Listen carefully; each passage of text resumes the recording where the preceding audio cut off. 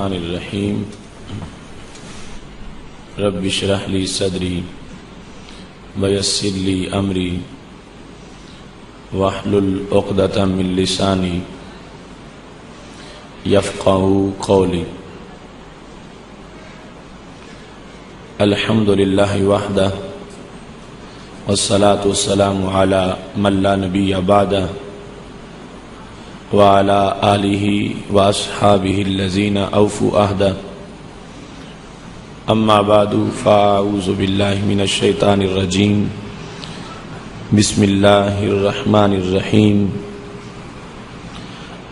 وقالت الیہود ید اللہ مغلولہ غلت ایدیہم ولعنوا بما قالوا بل یداہ مبسوطتان ينفق كيف يشاء وليزيدن كثيرا منهم ما أنزل إليك من ربك طغيانا وكفرا۔ صدق الله العظيم وصدق رسوله النبي الكريم الأمين۔ إن الله وملائكته يصلون على النبي يا أيها الذين آمنوا صلوا علیہ وسلموا تسلیما۔ الصلاۃ والسلام علیک یا سیدی یا رسول اللہ وعلی آلک واصحابک یا حبیب اللہ۔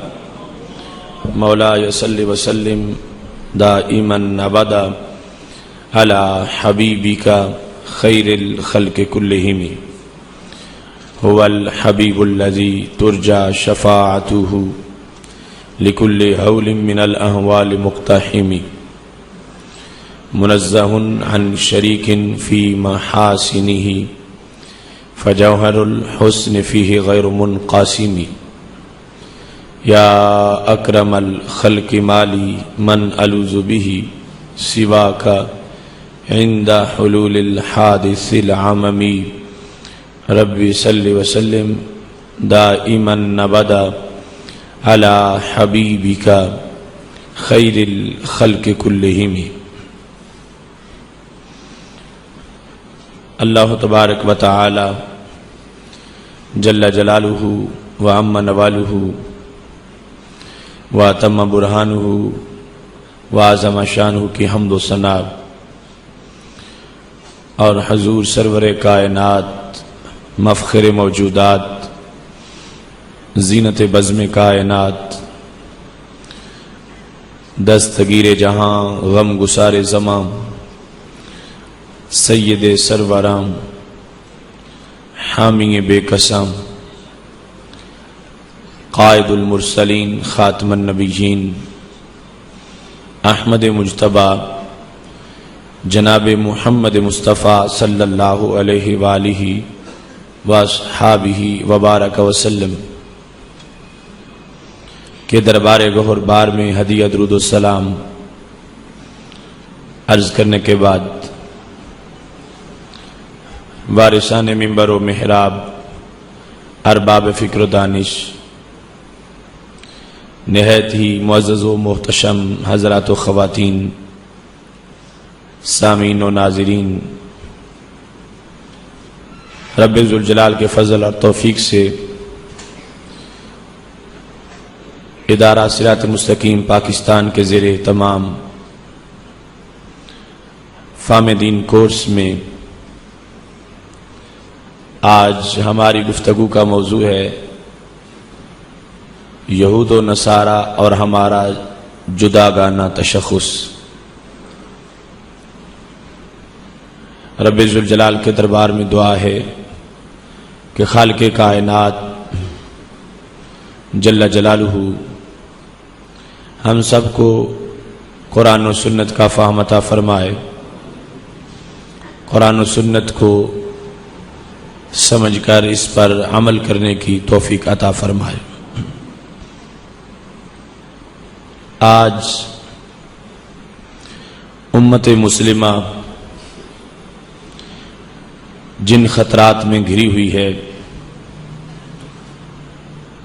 ان میں ایک بہت بڑا خطرہ یہود و نصارہ کے ساتھ مشابہت اور یہود و نصارہ کی پیروی کا ہے۔ آج امت مسلمہ کے بعض افراد کو دھوکہ دے کر ورغلا کر اغوا کیا جا رہا ہے۔ انہیں طیبہ کی حسین وادیوں سے نکالنے کے لیے مغرب کی چمک دکھائی جا رہی ہے۔ انہیں زمزم اور کوثر و تسنیم سے ہٹا کر یورپ کے میخانوں کی طرف متوجہ کیا جا رہا ہے۔ زندگی گزارنے کا وہ لائف کوڈ اور نظام حیات جو ہمارے خالق و مالک نے ہمارے لیے پسند کیا ہے، اس کے مقابلے میں شہوت پرستوں اور خواہش کے پجاریوں کے بنائے ہوئے دساتیر حیات کی طرف آج امت مسلمہ کو متوجہ کیا جا رہا ہے۔ ایسے خطرات میں امت کے پاس بچاؤ کے لیے جو قلعہ ہے وہ قرآن مجید برہان رشید ہے۔ آج کا مومن اپنے رب کی قدرتوں پر یقین رکھتے ہوئے اور اپنے آقا تمام رسولوں کے قائد حضرت محمد مصطفیٰ صلی اللہ علیہ وسلم کی محبتوں کا دیپ جلاتے ہوئے اس کائنات کے اندر یہ بات سب کو باور کرانا چاہتا ہے کہ ہمارے دل میں اور ہمارے کردار میں جہاں کہیں بھی جلوہ گری ہوگی وہ رب ذوالجلال کے پسندیدہ دین اسلام کی جلوہ گری ہوگی۔ ہمارے معاملات زندگی ہوں، انفرادی یا اجتماعی امور ہوں، ان کے اندر اسلام کا جلوہ گر ہونا اور ان کے اندر دین متین کی چمک کا موجود ہونا، یہ آج کے مومن کا سب سے بڑا کردار ہونا چاہیے۔ اسی مقصد کے پیش نظر آج کے موضوع کو اس فورم پر بیان کیا جا رہا ہے کہ ہمارے دکھوں کا علاج واشنگٹن میں نہیں ہے، ہمارے مرض کی دوا برطانیہ کے پاس نہیں ہے، ہمارے مسائل کا حل اسرائیل کے پاس نہیں ہے، ہماری الجھنوں کا مداوا انڈیا کے پاس نہیں ہے، ہمارے ہر مسئلے کا حل قرآن و سنت میں موجود ہے۔ اس واسطے آج کچھ لوگ تو جب غیروں کے اعلی کار بن کے ان کا پیغام مسلمانوں میں پھیلانے لگے اور کچھ بیچارے نادانستہ اس جال میں شکار ہونے لگے، تو یہ ہماری ڈیوٹی بنتی ہے کہ ہم اپنا جو جداگانہ تشخص ہے اس کی ضرورت اور اہمیت کو واضح کریں۔ جس کا کوئی سہارا نہ ہو وہ اگر مارا مارا پھرتا رہے تو کوئی بات نہیں، اور جس کے پلے کچھ نہ ہو وہ در بدر ٹھوکریں کھاتا پھرے تو کوئی بات نہیں، اور جس کے پاس کوئی ضابطہ حیات نہ ہو وہ غیروں کی گدا گری کرتا پھرے تو کوئی بات نہیں، اور جس امت کو ساری امتوں کا سردار بنایا گیا ہو اور جن کے قانون کو ہر قانون کا سردار بنایا گیا ہو، جن کی کتاب کو ہر کتاب پر امامت دی گئی ہو، اور جن کے رسول صلی اللہ علیہ وسلم کو سارے رسولوں کا قائد قرار دیا گیا ہو، اس امت کو یہ شایان شان اس کے نہیں کہ وہ للچائی ہوئی آنکھوں سے غیروں کی طرف دیکھے اور وہ کسی اور کے دروازے کی بھیک کی محتاج رہے، اسے ہر وقت اپنے رب ذوالجلال کے کرم کی طرف اور اپنے محبوب علیہ الصلوۃ والسلام کی عنایات کی طرف متوجہ ہونا چاہیے۔ قرآن مجید برہان رشید میں متعدد مقامات ہمارے لیے اس موضوع کی روشنی کے بھی موجود ہیں، اور اس سے قبل گزشتہ کورس میں آپ سماعت کر چکے ہیں اسلام بمقابلہ یہودیت و عیسائیت، اور آج ہمارا موضوع ہے یہود و نصارہ اور ہمارا جداگانہ تشخص۔ قرآن مجید برہان رشید کی سورہ مائدہ میں آیت نمبر 64 ہے، خالق کائنات جل جلالہ ارشاد فرماتا ہے وقالت الیہود ید اللہ مغلولہ، یہود نے کہا اللہ کے ہاتھ باندھے ہوئے ہیں، یعنی جو عمومی طور پر ان کے بارے میں لوگوں کی رائے ہے کہ ہمارے نبی علیہ السلام کو تو نہیں مانتے مگر اللہ کو مانتے ہیں، ان کے اللہ کے ماننے کا بھی یہ انداز ہے کہ رب ذوالجلال نے ان کی مذمت کرتے ہوئے، یعنی آج تو اس وقت کے یہودیوں سے جب قرآن نازل ہو رہا تھا، موجودہ یہودی تو مزید 1000 درجہ بگڑ گئے ہیں، اس وقت جو یہودی تھے ان کو رب ذوالجلال نے خطاب کرتے ہوئے ان کے لحاظ سے کہا کہ یہ اتنے کمینے ہیں کہ میرے خلاف بولتے ہیں اور کہتے ہیں اللہ کے ہاتھ باندھے جا چکے ہیں، کچھ دے نہیں سکتا۔ وقالت الیہود ید اللہ مغلولہ، اللہ کے ہاتھ جکڑ چکے ہیں، جکڑے جا چکے ہیں، باندھے جا چکے ہیں۔ تو رب ذوالجلال نے جواب میں کہا غلت ایدیہم، ان کے ہاتھ باندھے جائیں، ان کے خلاف جس طرح دعا کا انداز ہوتا ہے غلت ایدیہم، جو اللہ کے بارے میں کہتے ہیں کہ اللہ کے ہاتھ جکڑے گئے، ان کہنے والوں کے ہاتھ جکڑے جائیں یا جکڑے گئے۔ وَلُعِنُوا بِمَا قَالُوا، اور جو انہوں نے کہا اس کی وجہ سے ان پر لعنت کی گئی، یعنی یہود نے جو رب ذوالجلال کے بارے میں کہا کہ رب ذوالجلال کے ہاتھ جکڑے گئے ہیں، اللہ نے فرمایا ہاتھ تو ان کے جکڑے گئے اور ساتھ اضافہ یہ ہوگا کہ ان پر لعنت بھی کی گئی جنہوں نے رب کے خلاف ایسے جملے بولے ہیں۔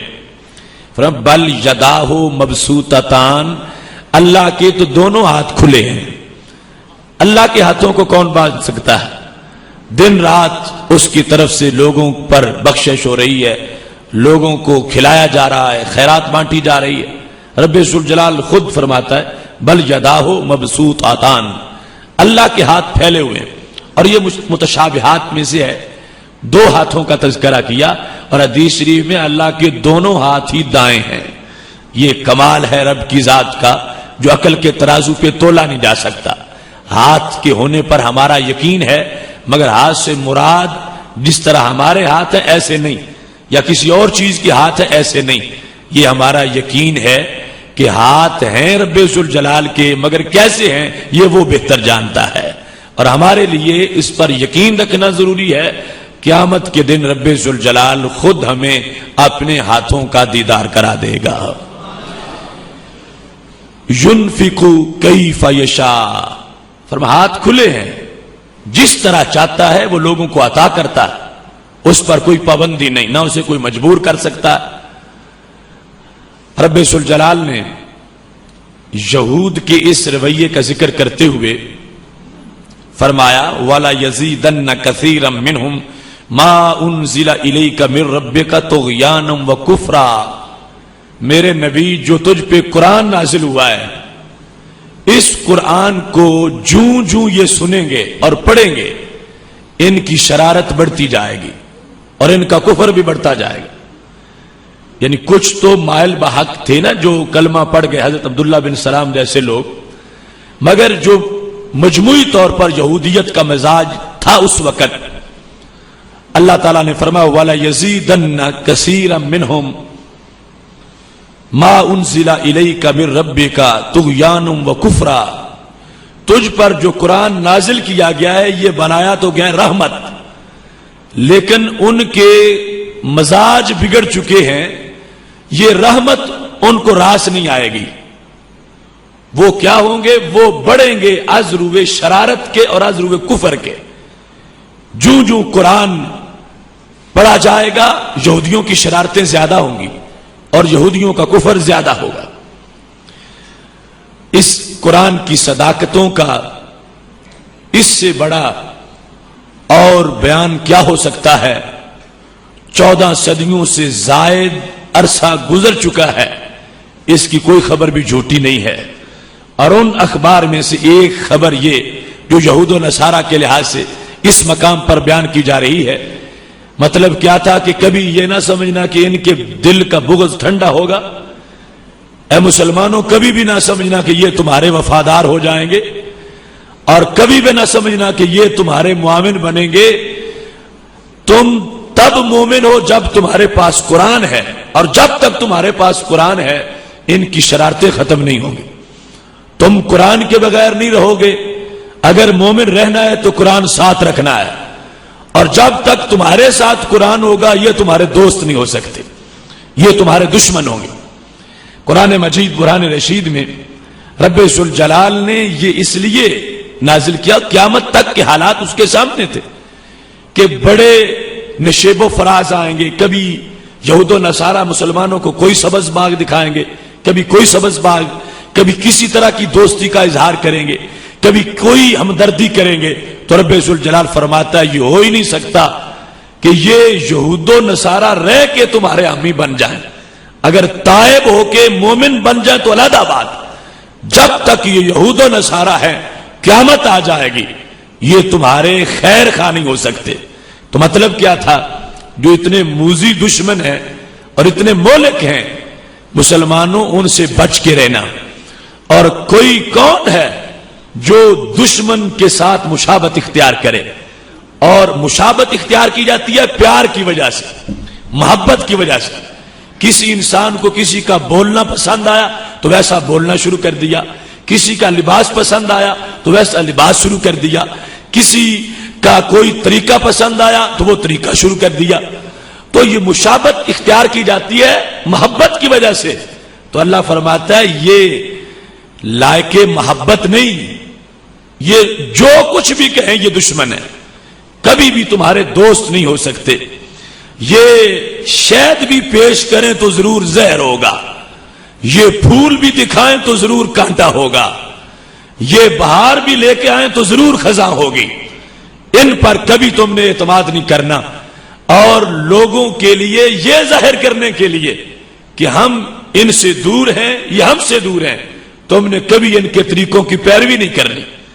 ان کے راہ و رسم کو تم نے تھوکنا ہے، اور ان سے کسی طرح کی تمہاری کوئی مشابہت نہیں ہونی چاہیے، تاکہ بغیر کوئی اشتہار چھاپنے کے اور بغیر کوئی ثبوت دینے کے صرف تمہارا چہرہ دنیا دیکھے تو ان کو پتا چلے یہ وہ ہیں جو یہود و نصارہ کے مخالف ہیں.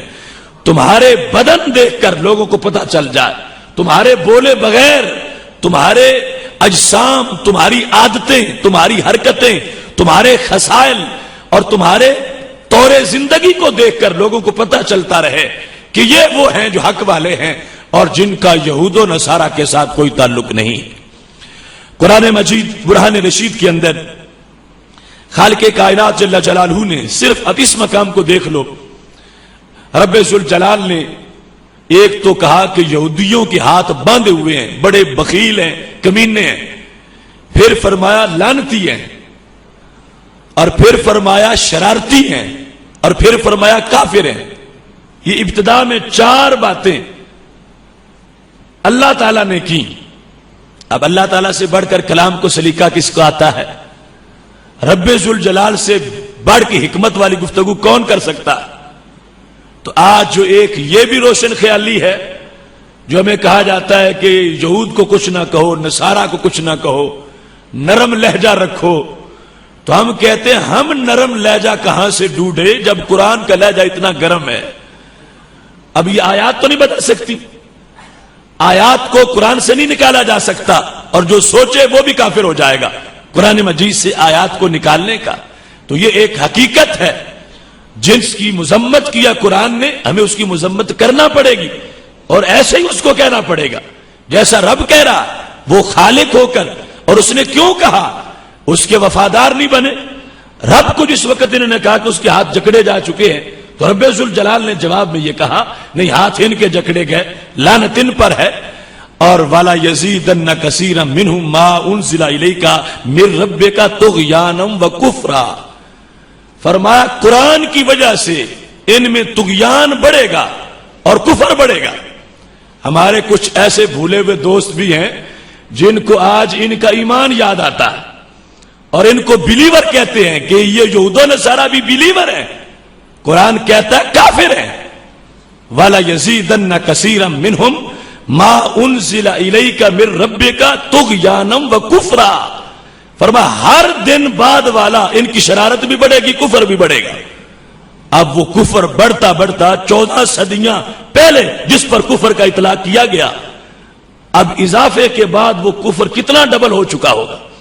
یہ قرآن ہے ما انزل الیک. فرمایا یہ جو تمہاری طرف قرآن نازل کیا گیا یہ ان میں اضافہ کرے گا. اگر وہ بغض کی آگ نہیں بجھائیں گے، حسد کی آگ نہیں بجھائیں گے، حق قبول نہیں کریں گے، یہودی رہ کر اور نصارہ رہ کر، فرمایا ان کے کفر کے داغ مٹ نہیں سکتے. ان میں انکار بڑھتا جائے گا، شرارتیں بڑھتی جائیں گی، سازشیں بڑھتی جائیں گی. اللہ تعالیٰ فرماتا ہے وَأَلْقَيْنَا بَيْنَهُمُ الْعَدَاوَةَ وَالْبَغْضَاءَ إِلَى يَوْمِ الْقِيَامَةِ. ہم نے آپس میں بھی ان کے اندر عداوت ڈال دی ہے اور بغض ڈال دیا قیامت تک. خود یہود و نصارہ کے اندر کلما اوقدوا نارا للحرب اطفاها اللہ. فرمایا جب بھی وہ آگ، جنگ کی آگ بھڑکاتے ہیں اللہ اس کو بجھا دیتا ہے. اور پھر رب ذوالجلال فرماتا ہے وہ زمین میں فساد کرتے ہیں. یہ علامت بیان کر دی. اگر مجموعی طور پر ان کی صفتیں گنی جائیں تو پہلی 4 کے بعد 5ویں ہے بغض والا ہونا، یہود و نصارہ کی صفت. اس آیت میں صرف 6 ہے جنگوں کی آگ جلانا، کہ ان کا کام ہی یہ ہے جنگیں چھیڑنا. اور پھر فرمایا وَيَسْعَوْنَ فِي الْأَرْضِ فَسَادًا، زمین میں فساد پھیلانا. جدھر چلتے ہیں کوئی نہ کوئی فساد ہی ہوتا ہے. جو بھی جس مشن پر جس دورے پہ نکلتا ہے، کوئی ان کا وزیر ہو، سفیر ہو، یہود و نصارہ کا، ان کا مشن امن نہیں ہے، ان کا مشن جنگ ہے. یہ قرآن نے بتایا. اور ان کا مشن اصلاح نہیں ہے، ان کا مشن فساد ہے. فساد کرنے کے لیے نکلتے ہیں. اللہ تعالیٰ فرماتا واللہ لا يحب المفسدین. اللہ فسادیوں سے پیار نہیں کرتا، مفسدین سے رب محبت نہیں کرتا. یہ کہنے کا مطلب کیا تھا کہ مسلمانوں تم ہو میرے بندے، جس سے میرا پیار ہونا چاہیے اس سے تمہارا پیار ہونا چاہیے. تو یہود و نصارہ تو ہیں مفسد، فساد پھیلانے والے. جو فساد پھیلا رہے ہیں میرے پسندیدہ نہیں ہیں. جب میرے پسندیدہ نہیں ہیں، تم میرے ہو، تو پھر تمہیں بھی چاہیے کہ یہود و نصارہ کو پسند نہ کرو، تم ان سے دور رہو. یہ روح ہے اس آیت کے مضمون کی جو آخر میں بیان کر دی گئی اور جس کی طرف اشارہ میں نے شروع میں کیا. کوئی شخص کہہ سکتا ہے نہیں ہم نے تو کبھی یہود کو پسند نہیں کیا، ہم نے تو کبھی نصارہ کو پسند نہیں کیا، ہم نے تو ان کو ہمیشہ ان سے نفرت کی ہے. تو پھر آج کا کردار چگلی کھاتا ہے. اگر یہود و نصارہ سے پیار نہیں تو پھر چہرہ ان جیسا کیوں بنایا ہوا ہے؟ اگر یہود و نصارہ سے پیار نہیں تو پھر دکان کا نظام ان جیسا کیوں رکھا ہوا ہے؟ اگر یہود و نصارہ سے پیار نہیں تو پھر کپڑے ان جیسے کیوں پہنے ہوئے ہیں؟ اگر یہود و نصارہ سے پیار نہیں تو پھر باتوں کا انداز ان جیسا کیوں ہے؟ اللہ تعالیٰ فرماتا ہے میں تمہارا رب ہوں، تم نے میرے ساتھ پیار کرنا ہے اور تم میرے دشمنوں کے ساتھ پیار کرتے ہو. میں نے تمہیں پیار کرنے کا ایڈ ماڈل دیا ہے اور وہ حضرت محمد مصطفیٰ صلی اللہ علیہ وسلم ہے. فرمایا تم پیار مجھ سے کر کے میری طرح تم بننا چاہو تو میں تمہیں نظر نہیں آتا، نہ میں تمہیں بولتا نظر آتا ہوں، نہ میری شان ہے کہ میں بیٹھوں تمہیں نظر آؤں، نہ میرا جسم ہے اور نہ میری شکل ہے. اور تم نے پیار مجھ سے کرنا ہے اور میرے دشمنوں کو چھوڑنا ہے. فرما ہم نے اپنا ماڈل تمہیں دے دیا ہے، جن کا چہرہ دیکھو گے جمال میرا نظر آئے گا، یہ تمہارے لیے ہم نے سنت بنا دی ہے، ان کو معیار بنایا گیا ہے، اب جو وہ کرتے ہیں وہ مجھے پسند ہے، جیسے ان کا طریقہ ہے وہ مجھے پسند ہے، تو میں نے تمہیں جداگانہ تشخص کے لیے اپنے محبوب علیہ السلام کی شکل عطا فرمائی ہے کہ جن کا ہر کردار جداگانہ ہے، ہر انداز جداگانہ ہے۔ اب مومنو تم ڈھونڈ رہے تھے کہ یہود و نصارہ سے ہم فرق تو چاہیں تو فرق کیسے ہوگا، رب تو ہمیں نظر نہیں آتا، تو رب ذوالجلال نے فرمایا قد جاءکم برہان من ربکم، تمہارے پاس تمہارے رب کی طرف سے برہان آ گئی ہے، برہان کو دیکھتے جاؤ، رب کی پسند کو پہچانتے جاؤ۔ محتشم سامعین حضرات، اب دیکھنا قرآن مجید برہان رشید کی سورہ مائدہ کی اس آیت کی شرح کے طور پر بخاری شریف کی ایک حدیث شریف جو جلد نمبر 2 صفحہ نمبر 659 پر ہے، سامنے رکھیں۔ ہم یقیناً ان لوگوں کو اہل کتاب کہتے بھی ہیں، سمجھتے بھی ہیں، مگر ہم ان لوگوں کو مومن نہیں سمجھتے۔ یہ بھول ہے کسی کی اگر وہ ان کو ایمان اگر لغوی کہتا ہے تو علیحدہ بات ہے، لغوی ایمان تو پھر ہندو کا بھی ہے، لغوی معنی ہے ایمان کا کسی چیز کو مان لینا، خواہ سچی ہو جھوٹی ہو، لغت کے معنی کا اعتبار نہیں ہے، یہاں پر شرعی معنی کا اعتبار ہے، اور شرعی طور پر یہود و نصارہ جو ہیں وہ مومن نہیں ہیں، اور ان کا جو ایمان ہے اس ایمان کی کوئی حیثیت نہیں۔ یہ تو آج کے بگڑے ہوئے روپ ہیں ان کے، جب اسلام آیا اس وقت جو ان کا بگاڑ تھا اس کو سامنے رکھ لیجئے تو پھر کوئی غلطی سامنے نہیں آئے، بھلیکا نہیں لگے، غلط فہمی نہیں ہوگی۔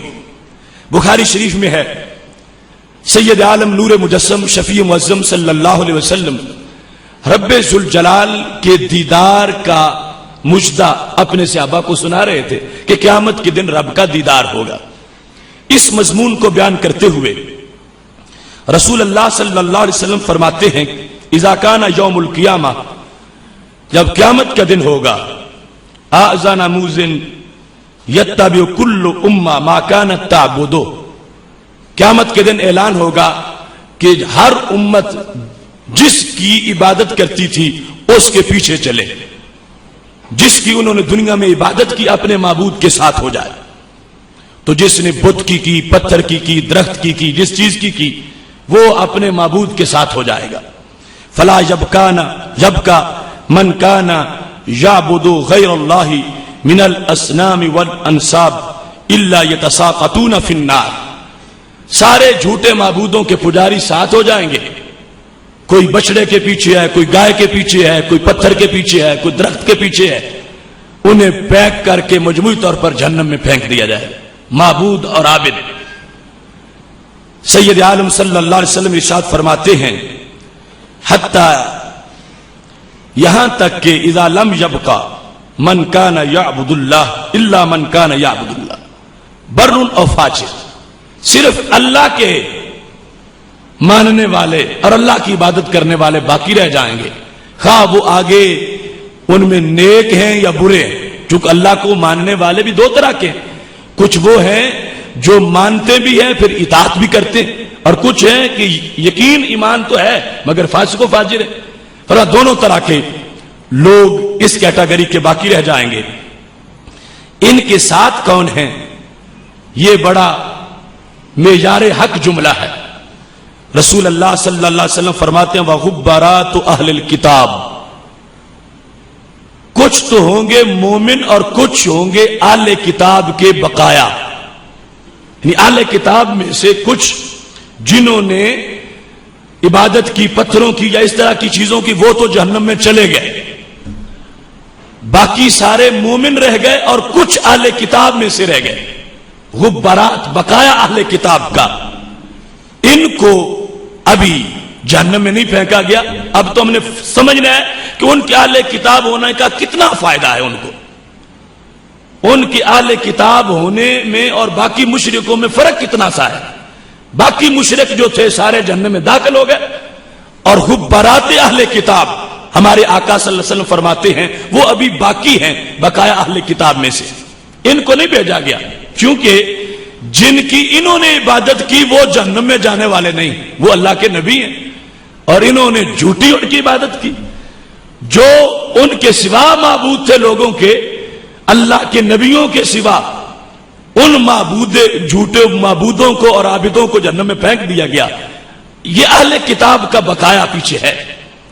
رب ذوالجلال کی طرف سے یہودیوں کو بلایا جائے گا، فَيُقَالُ لَهُمْ مَنْ كُنْتُمْ تَعْبُدُونَ، یہودیوں تم کس کی عبادت کرتے تھے؟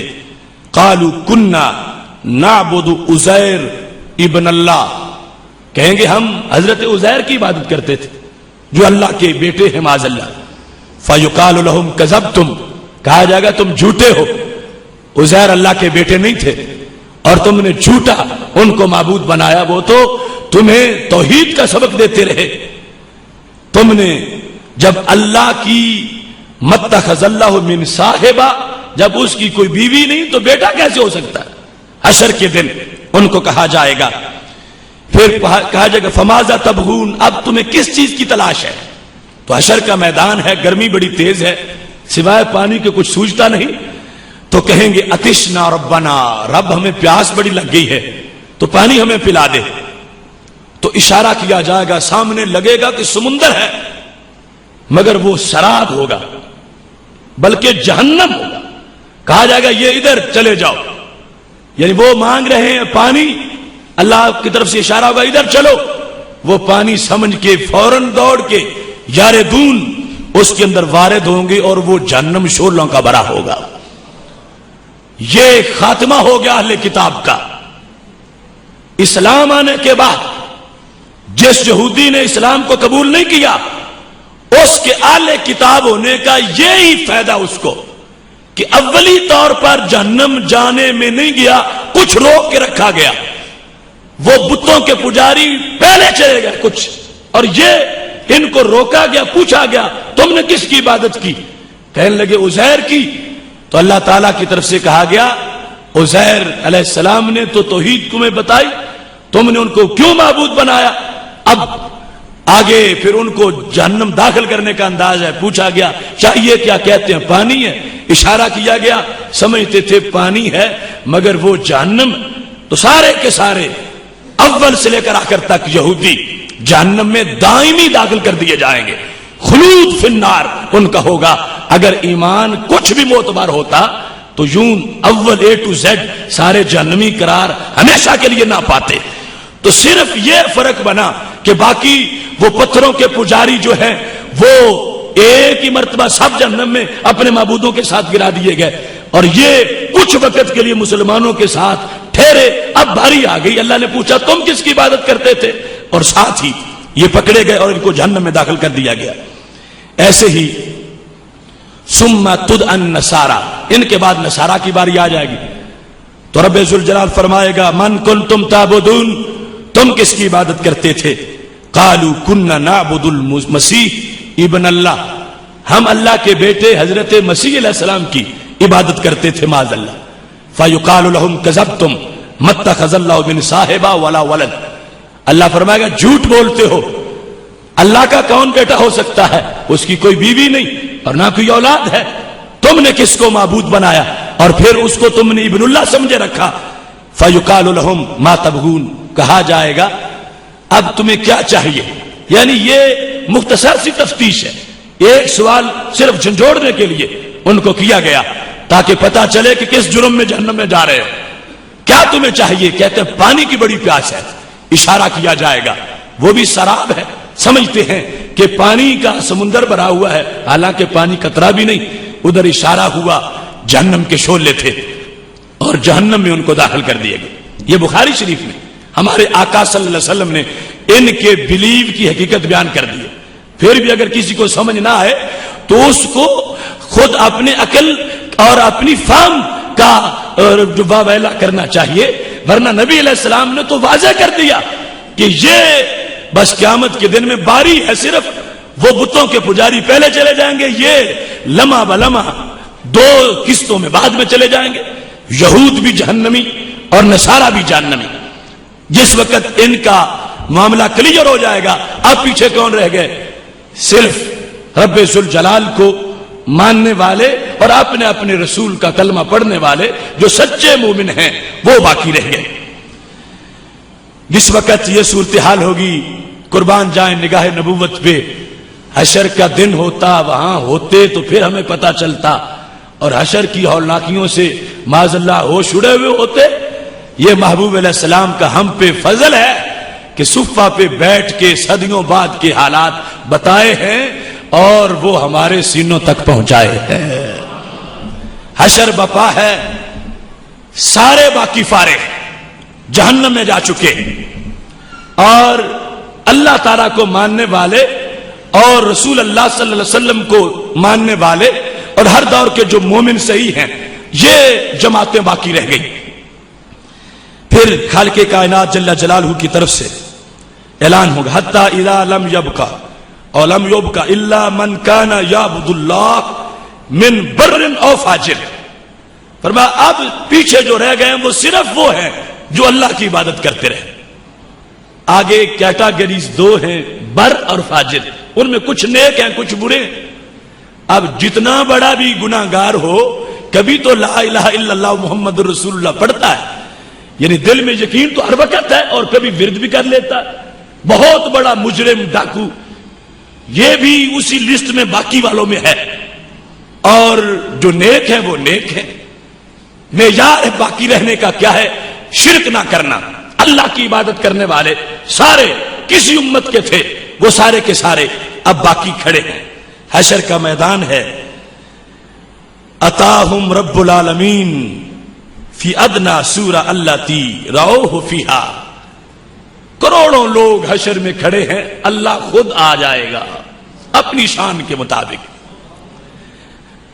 اور اس سے پہلے ان کو ایک جھلک اللہ کے دیدار کی دکھائی جا چکی ہوگی۔ حدیث شریف میں آتا ہے کہ اب پہچان جائیں گے دیکھنے کے بعد یہی رب ہے ہمارا، پہلے کی کچھ شناسائی ہو چکی ہوگی۔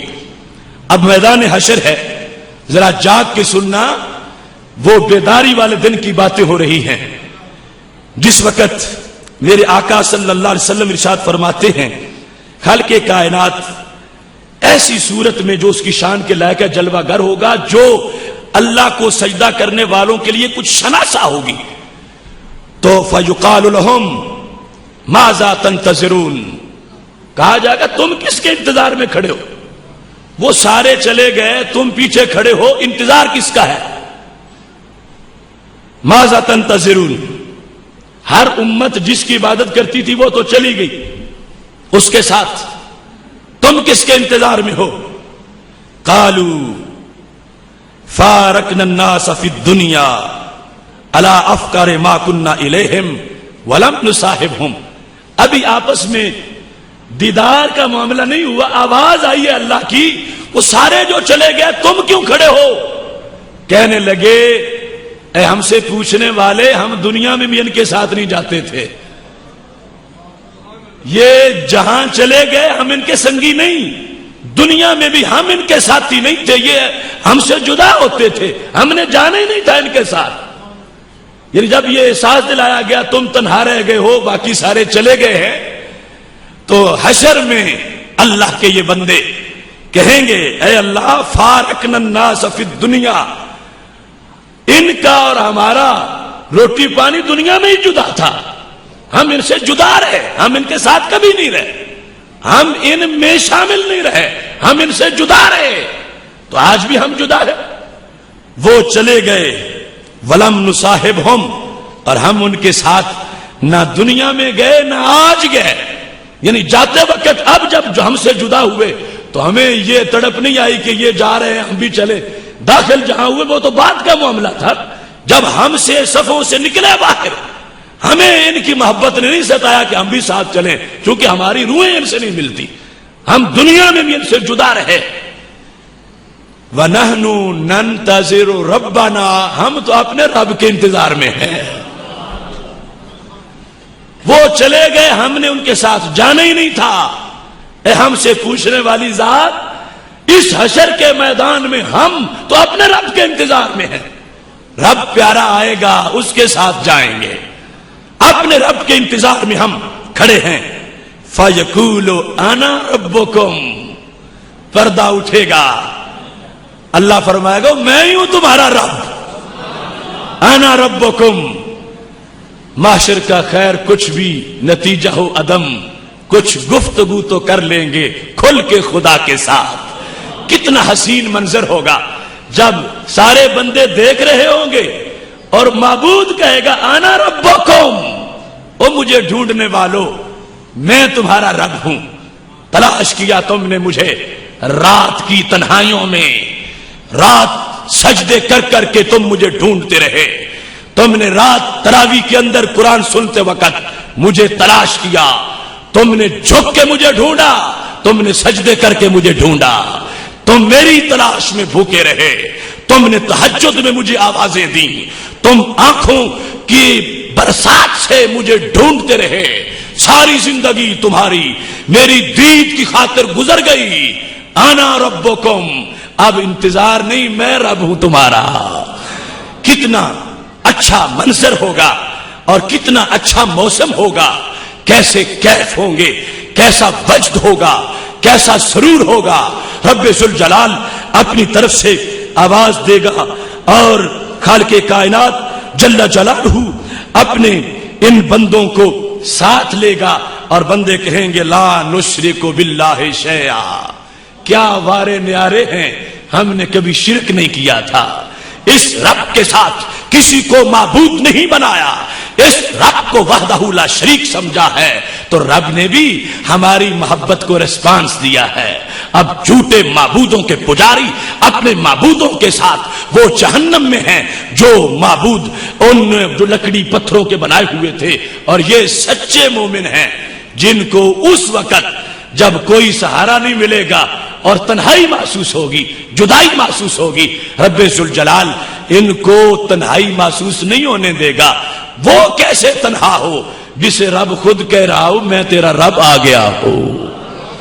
मोहतरम सामईन हजरात, यहां पर यहूद और नसारा के जो मोहब्बत के हमारे अंदर असबाब बनाए जाते हैं उनकी जड़ें काटना मकसूद था कि वो इस लायक ही नहीं कि उनसे प्यार किया जाए, और उनके आले किताब होने का जो एतबार है वो इतना है जो बुखारी शरीफ से मैंने बयान कर दिया।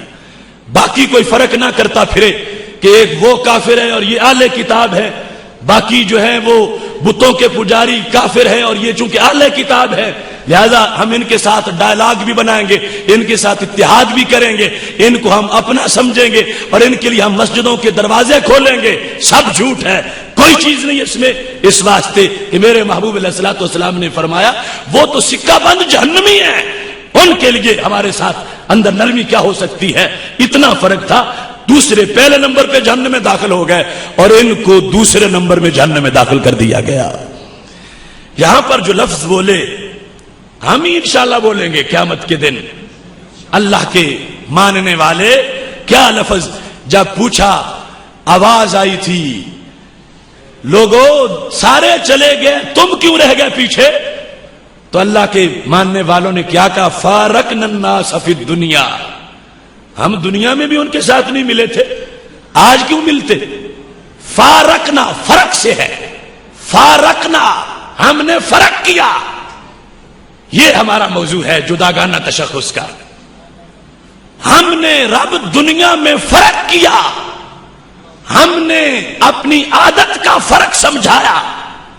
जैसे ये बैठते थे हम नहीं बैठते थे, जो ये खाते थे हम नहीं खाते थे, जैसे इनके चेहरे थे वैसे हमारे नहीं थे, जैसे इनके लिबास थे वैसे हमारे नहीं थे, जो इनकी तफरीयात थी वो हमारी नहीं थी, जो इनके मशरूबात थे वो हमारे नहीं थे।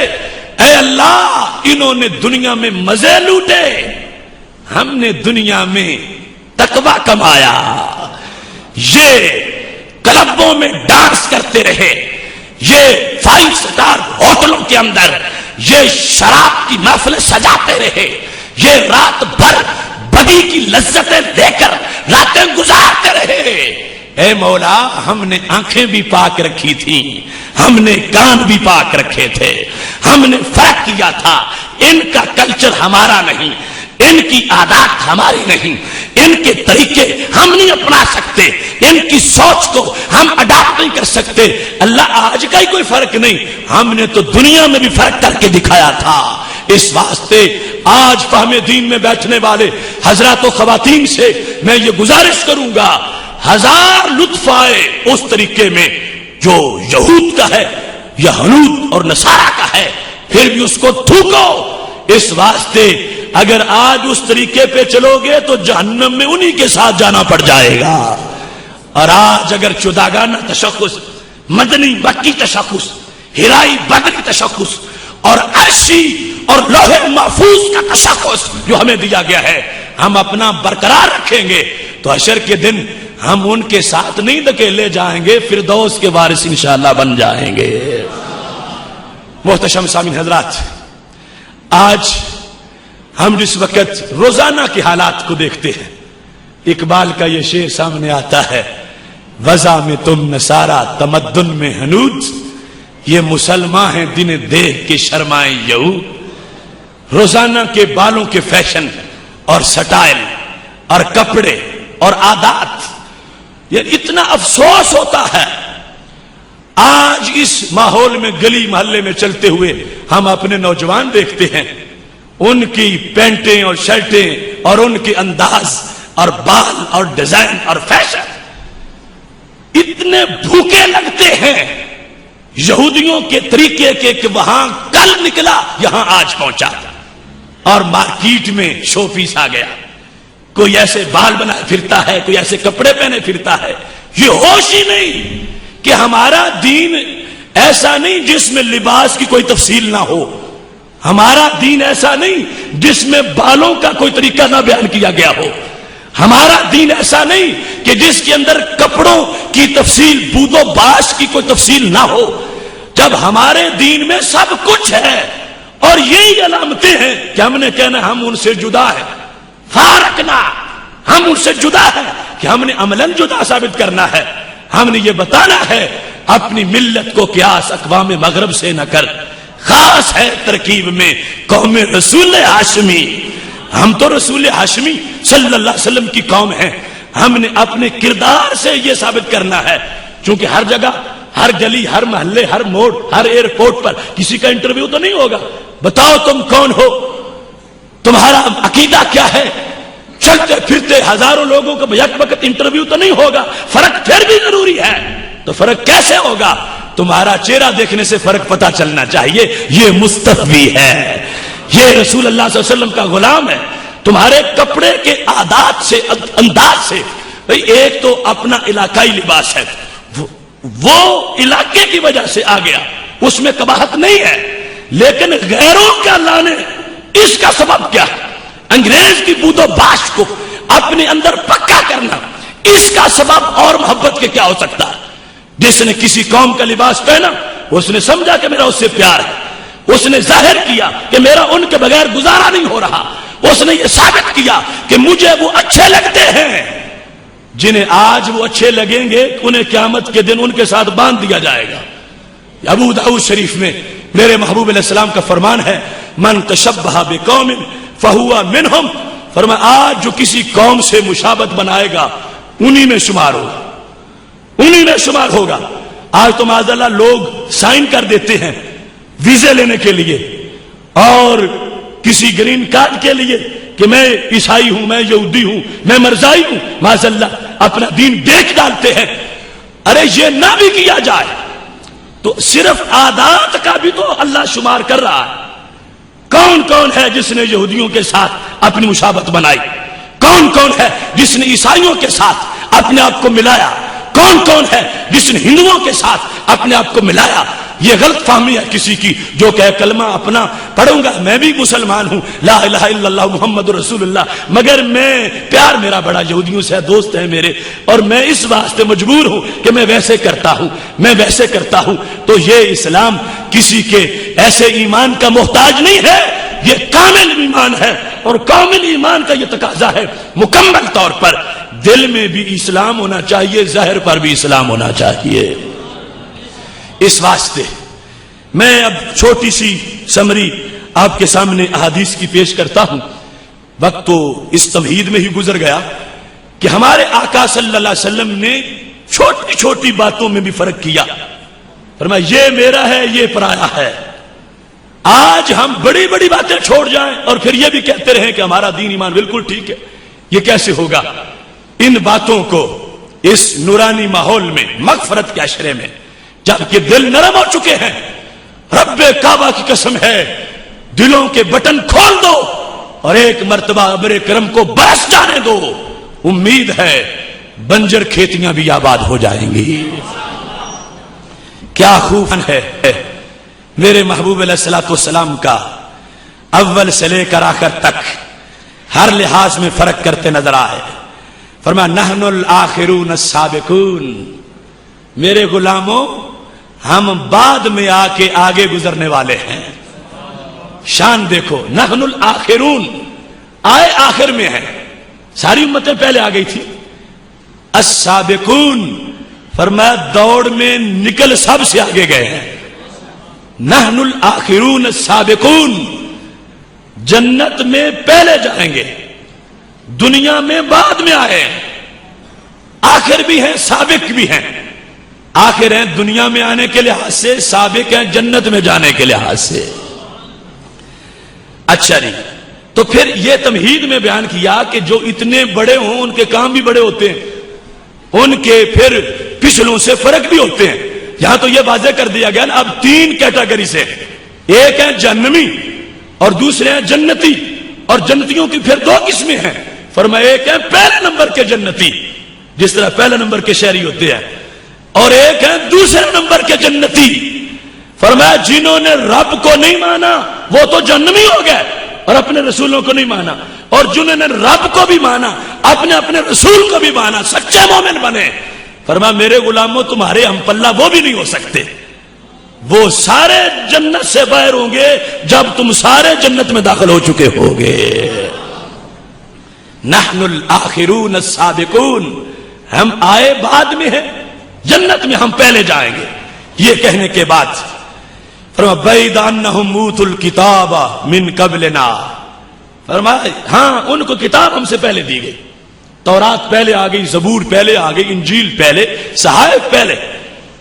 فرمایا ٹھیک ہے، وَأُوتِينَاهُ مِن بَعْدِهِمْ، ہمیں کتاب بعد میں دی گئی، انہیں پہلی دی گئی۔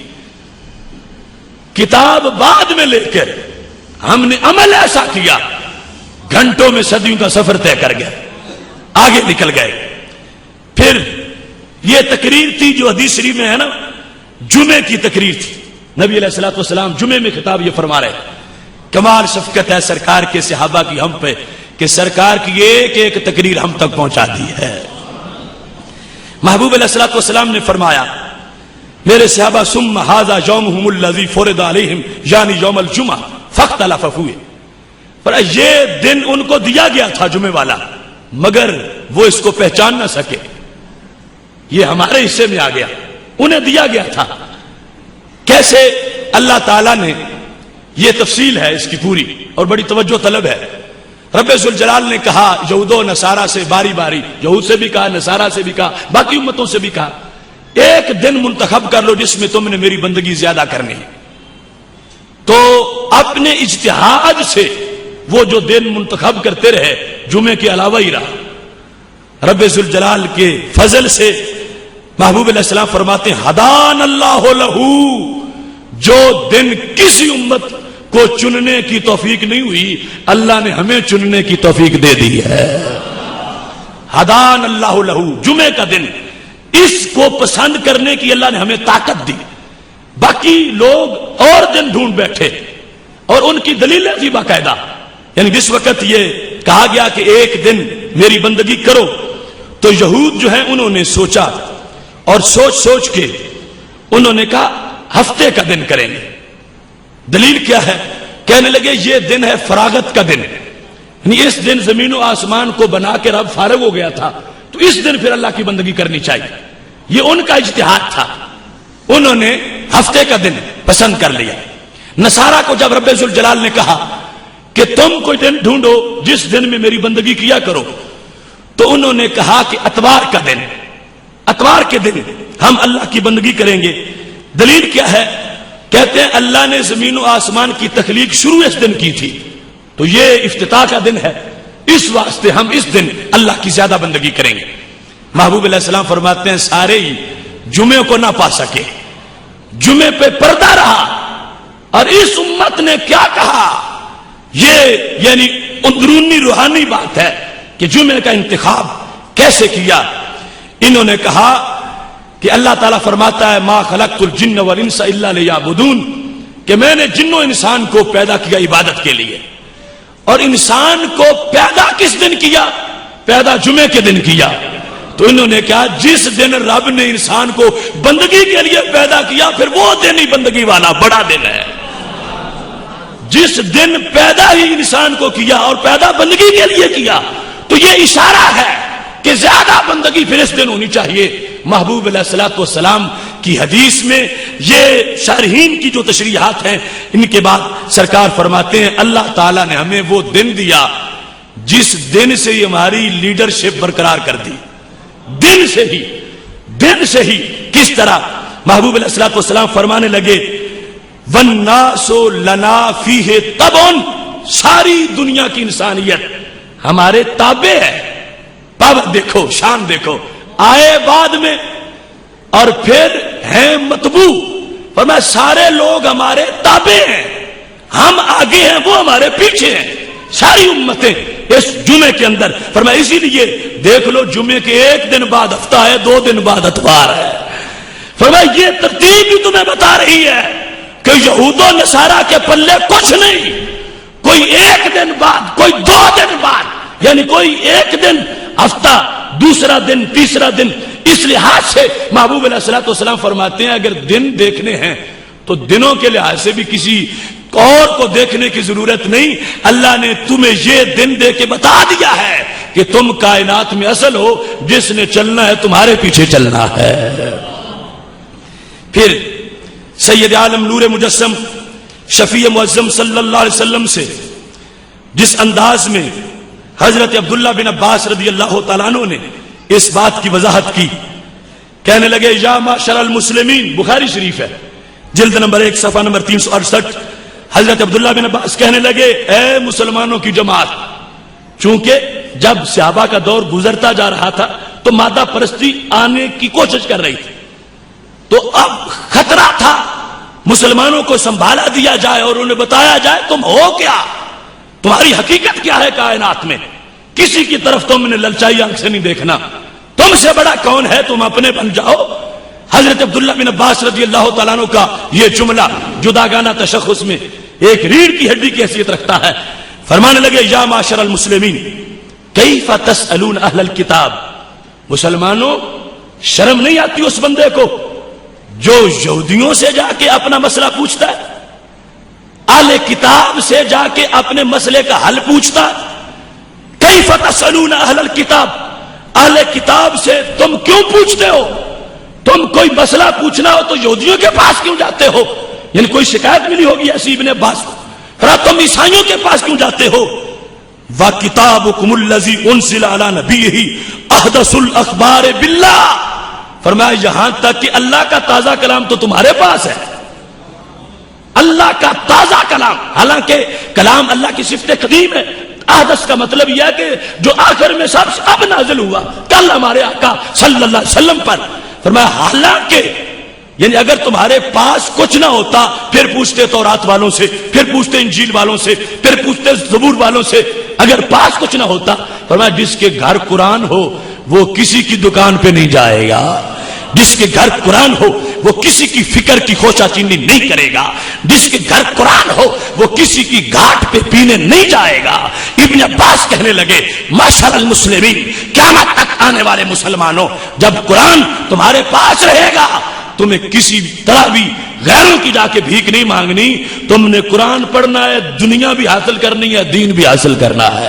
यानी दुनिया हासिल करने का मतलब क्या है, दुनिया के जराए की रहनुमाई हासिल करनी है, अल्लाह तुम्हारे लिए रहमतों के दरवाजे खोल दे, रहनुमाई हासिल करनी है, अल्लाह तुम्हारे लिए रहमतों के दरवाजे खोल देगा। अब देखो कितने ताजा अफकार हैं सहाबा के।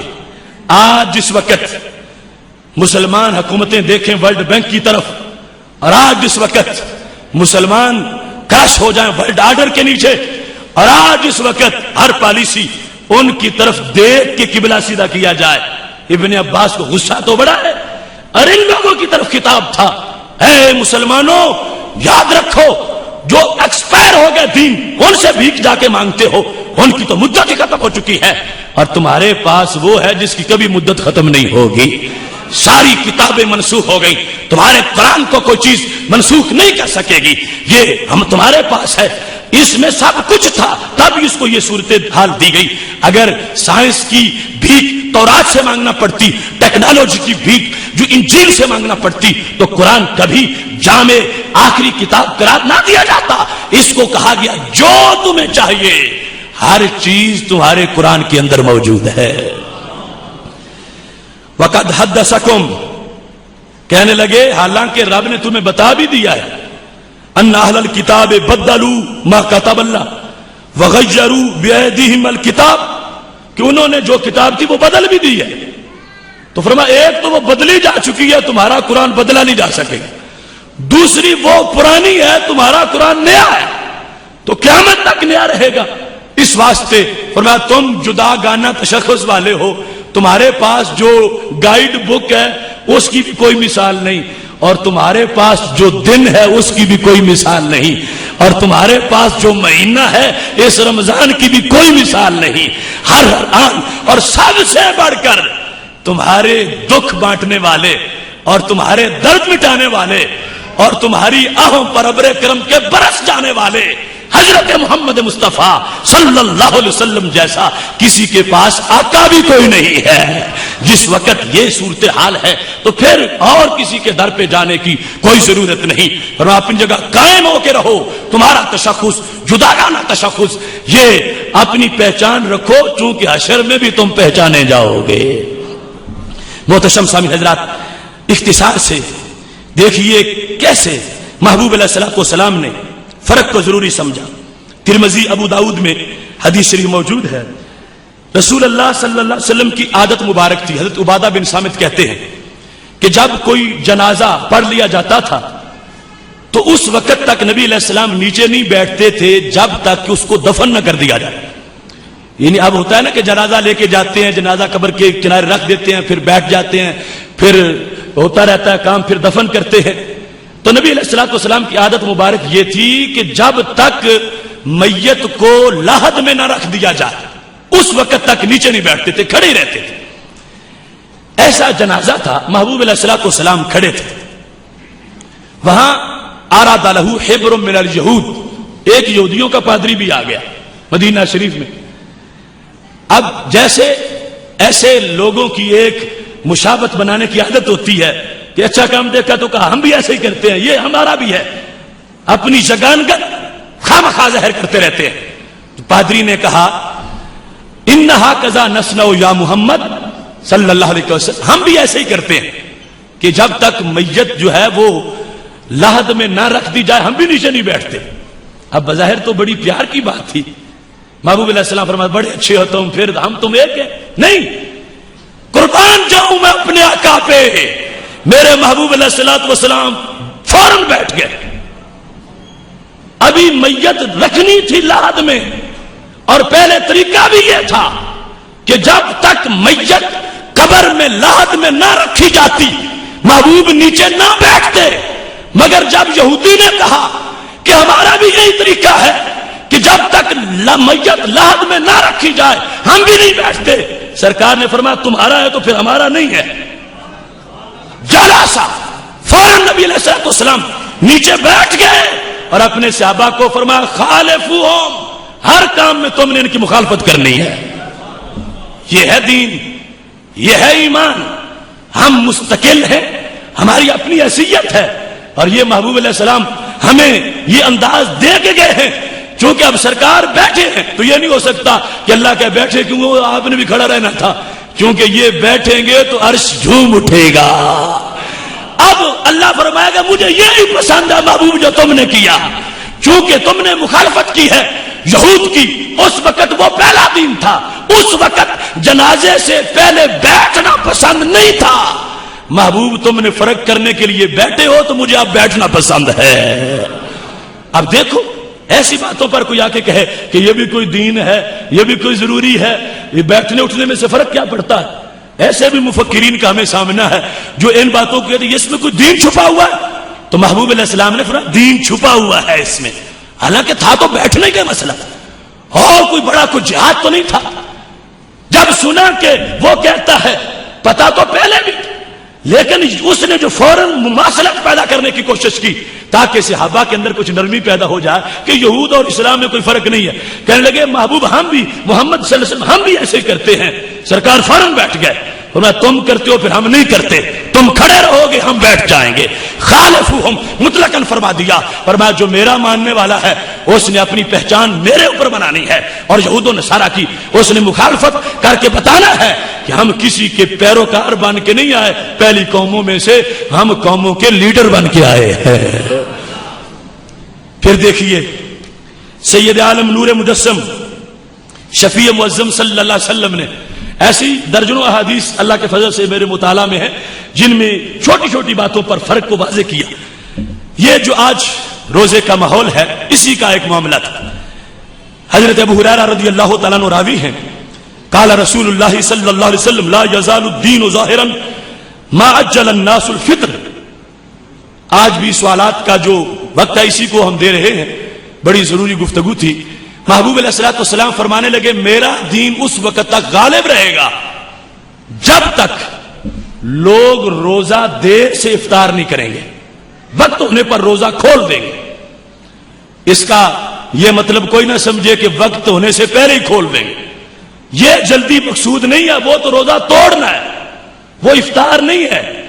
لاہور کے ٹائم پر گوجراں والا والے اگر اذانیں پڑھ دیں تو یہ لاہور کا ٹائم ہے، گوجراں والا کا ٹائم نہیں ہے۔ اور ایسا اثر ہو رہا ہے مختلف مساجد میں کہ ابھی ٹائم ہوا نہیں ہوتا اذان پہل لینے کا کہ ہم پہلے ہماری اذان ہو، پتہ لوگوں کو اذان فلاں مسجد میں ہو گئی ہے۔ مطلب کیا ہے؟ ٹائم ہو جانے کے بعد، یہ تو پہلی شرط ہے نا ٹائم ہو جائے، ٹائم ہو جانے کے بعد پھر فرمایا روزے کھولنے میں تاخیر نہ کی جائے۔ یعنی جس طرح کچھ ایک فرقے کے لوگ ادھر اندھیرا چھاتا ہے تو پھر جا کے ان کا روزہ کھلتا ہے۔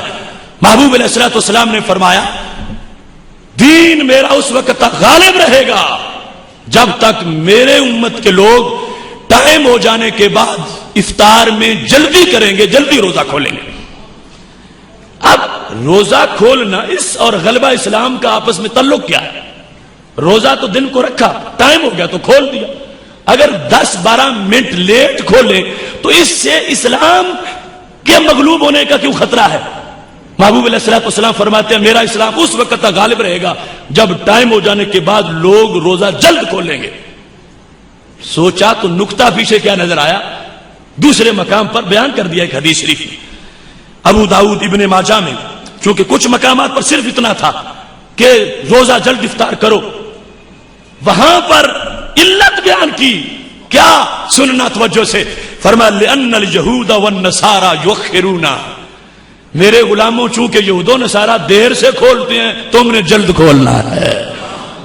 یہ ہے سبب کہ ان باتوں سے دین کو اٹھان ملے گی، ان باتوں سے بھی غلبہ ملے گا، ان باتوں سے بھی تمہارا رعب بنے گا۔ قیامت آ جائے گی جب تم میرے کہے پر جلدی کرو گے وقت ہو جانے کے بعد، تو لوگوں کو پتا چلے گا کہ یہ کوئی بھیڑ بکری امت نہیں، یہ اپنے نبی کے حکم کی پابند امت ہے۔ اس واسطے فرمایا یہود و نصارہ چونکہ مؤخر کرتے ہیں اور تم نے ان کی مخالفت کرنی، حالانکہ ویسے تو ہو سکتا تھا نا کہ تم بھی 12 منٹ لیٹ کھول لو تو روزہ ہی لمبا ہوگا نا، ثواب زیادہ ملے گا۔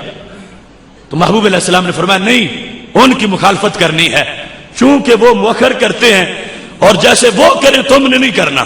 تم نے فرق بیان کرا ہے کہ ہم آپ ہیں، اپنے گھر ہم آپ ہیں، ہم کسی کے پیچھے کیوں چلے، ہمارے پیچھے جو آئے۔ فرمایا یہ انداز تھا، پر چونکہ یہود و نصارہ جو ہیں وہ مؤخر کرتے ہیں اور میرے غلاموں تم نے اس کو مؤخر نہیں کرنا۔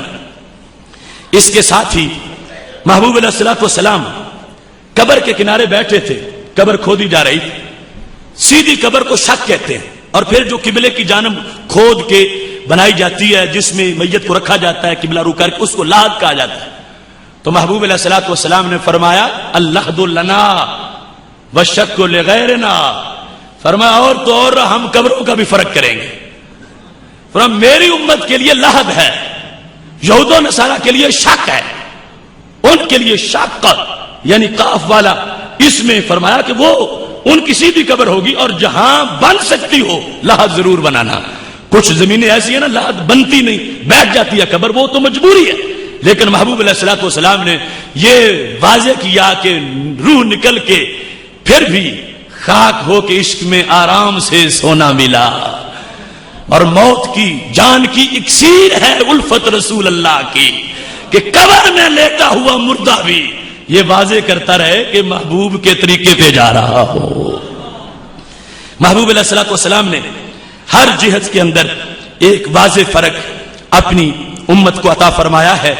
اس واسطے میرے بھائیوں، آج یہ سبق بیان کرنے کا مقصد اس روزانہ کا جو انقلاب بدی کا آ رہا ہے ہمارے اندر، جو تبدیلیاں آ رہی ہیں، یعنی تصور کر لو آج سے 1 صدی اگر مجمع مسلمانوں کا یوں بیٹھا ہوتا تو کتنے لوگ تجھے ننگے سر نظر آتے، کتنے لوگ تجھے داڑھی کے بغیر نظر آتے.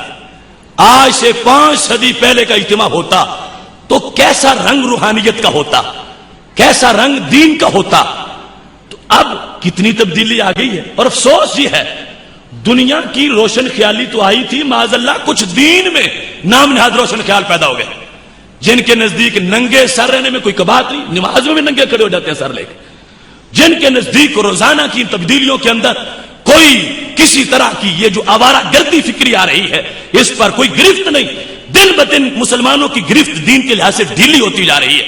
اس واسطے اپنے جداگانہ تشخص کو بحال کرنے کی ضرورت ہے. بالخصوص خواتین اسلام کی خدمت میں عرض کرتا ہوں، تمہاری گود میں کردار پلتے ہیں اور تمہاری گود کے آنگن کے اندر جو پیدا ہوتے ہیں وہی مجاہد، وہی غازی، وہی محدث، وہی مفسر اور وہی مفتی اور وہی ولی اور وہی سالک، وہی صوفی، وہی شہید اور وہی صدیق بنتے ہیں. اگر تم اپنی فصل کی دیکھ بھالی اچھی رکھوالی کرو گی تو کل نتیجہ اچھا نکلے گا، اور اگر رکھوالی نہیں کرو گی کوئی ایکٹر ہوگا، کوئی ڈانسر ہوگا، کوئی کنجر ہوگا، کوئی ڈاکو ہوگا، کوئی بدماش ہوگا. آج ہمیں اس قرآن کو سامنے رکھ کے اپنی نسل کو استوار کرنے کی ضرورت ہے. بچہ گھر سے باہر نکلے سوسائٹی کہے اللہ کا ولی جا رہا ہے. محتشم سامعین حضرات، یہود و نصارہ کسی لحاظ سے بھی محبت اور چاہت کے لائق نہیں ہے. ہم اپنے دل کے اندر جو انداز محبوب علیہ الصلوۃ والسلام نے دیا اسی کو رکھتے ہیں اور اسی کو آگے پہنچانے کی کوشش کر رہے ہیں. آخری حدیث شریف اس سلسلہ کی یہ ہے، سنیے اور اپنے ایمان پر وجد کیجئے. مسلم شریف میں میرے محبوب علیہ الصلوۃ والسلام کا یہ فرمان ہے، اذا کان یوم القیامہ، جب قیامت کا دن ہوگا، دفع اللہ عز وجل الی کل مسلم یہودیا او نصرانیا، یعنی معمولی بات نہیں، نہ سند کمزور ہے. قیامت کا دن ہوگا، رب ذوالجلال ہر مسلمان کو ایک مسلمان کو ایک یہودی پکڑائے گا اور ایک مسلمان کو ایک عیسائی پکڑائے گا. یعنی جنہوں نے گڑبڑ کر دیا اپنے عقیدے میں، جو پکا امتی حضرت موسیٰ علیہ السلام کا، عیسیٰ علیہ السلام کا، اس کی بات نہیں، جنہوں نے شرک نہ کیا اور مان گئے. اسلام آنے کے بعد جو اپنے مذہب پہ ڈٹے رہے یا اسلام سے پہلے جو مشرک ہو چکے تھے، سارے کے سارے وہ یہود و نصارہ کہ جب اسلام نے ان کو منسوخ کیا انہوں نے اسلام کو نہیں مانا یا شرک کرتے رہے، وہ سارے اللہ ان کے گلوں میں رسیاں ڈال کے ایک مسلمان کے ہاتھ پکڑائے گا. حدیث شریف ہے مسلم کی. تو کیا ہوگا؟ اللہ فرمائے گا ھذا فکاکک من النار، اپنی جگہ اسے جہنم میں پھینک دے، خود جنت چلا جا. ھذا فکاکک من النار، یہ تیرا کفارہ ہے اے مسلمان، یہ تیرا کفارہ ہے، تیری سیٹ پر اسے بٹھانا ہے جہنم میں. ھذا فکاکک من النار، فکاک کہتے ہیں جسے دے کے جان چھڑائی جائے، یعنی وہ مسلمان جو جن کی شفاعت ہو جائے گی، بخشش ہو جائے گی، گناہ گار بھی ہوں گے اور پھر بھی رب کا فضل ہو جائے گا، ان کی سیٹیں کیسے پر ہوں گی؟ اللہ پر کہے گا یہ رسی پکڑو، اسے جہنم میں پھینکو، یہ تمہاری جگہ باندھا جائے گا، یہ تمہاری جگہ جہنم میں ہوگا. یہ صحیح مسلم کے اندر نبی علیہ الصلوۃ والسلام کا فرمان ہے. اس واسطے ان لوگوں کے دلوں میں بغض کبھی ختم نہیں ہوگا، اور وہ حق پرست اگر ہوں گے تو قیامت تک مان کر ادھر آتے جائیں گے، اس دین کو قبول کرتے جائیں گے.